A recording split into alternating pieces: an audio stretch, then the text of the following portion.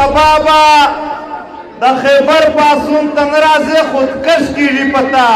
ما ور پښتانه خودکش متکش نه مانی وای مونږ ټول سره مسلمانان یو مونږ ته د ایمان پته لګي نن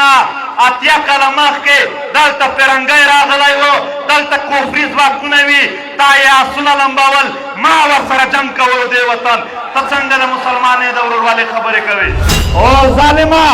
ته څنګه د مسلمانۍ وروروالی ما ته یادوې تا د انډیا کلبوشن یادېو تا د انډیا ابینندن خو ملاقاتونه هم ورکړل رهایې دې ورکړلې خو د دغې وطن د مور زوی ورک دی چې مسلمان دی هغه ته یو ملاقات نه ورکوې ته ما ته د مسلمانۍ د وروروالۍ کیسې کوې ولس هم وژني چې مشران هم وژني چې سیاسي خلکو باندې هم دماکې کوي د هغو ټریننګ چا کړی و آیا پښتنو کړی و که کرنل امام کړی و